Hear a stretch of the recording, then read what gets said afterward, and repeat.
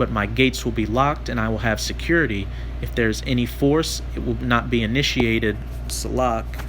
It will not be initiated by me. If others use force and it starts to get out of hand, then I will defend myself. And again, these Hamites, or so-called Africans, are simply taking back land that you stole from them in the past. And this brings me to my next precept in Micah chapter 2. I'm going to start at verse 1. Woe or destruction to them that devise iniquity and work evil upon their beds. When the morning is light, they practice it, because it is in the power of their hand. And that's how the ancestors of these South African Edomites got that land in the past.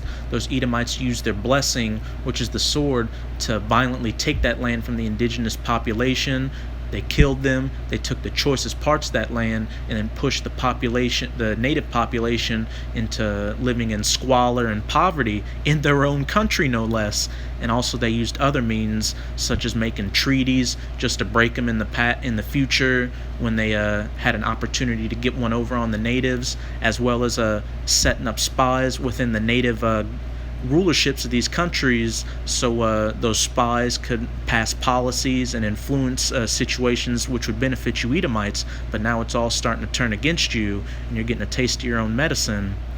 Verse 2, and they covet fields and take them by violence, which is their blessing, the sword, and houses and take them away. So they oppress a man in his house, even a man in his heritage.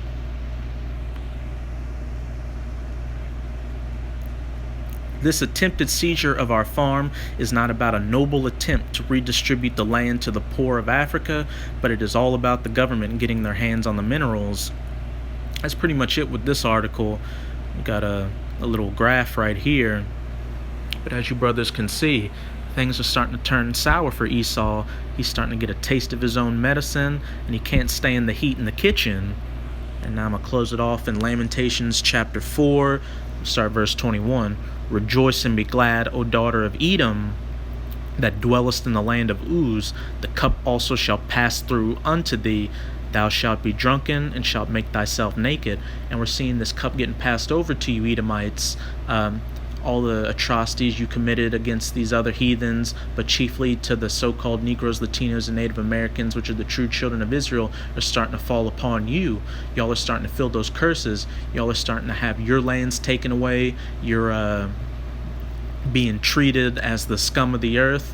Your women are getting taken away, and such as that. And it's a beautiful thing to see. And we're seeing how y'all are being made naked through the internet. Your pedophile rings are getting exposed, and all your little secrets and dirty dealings that you've done to get where you're at right now is getting exposed. How you use proxy armies to fight against a government in a particular nation that you're against, so you don't have to fight them outright and make it look like it's a homegrown thing, when it's really you influencing that situation to get what you want from that incompliant country. Verse 22, the punishment of thine iniquity is accomplished, O daughter of Zion. He will no more carry thee away into captivity.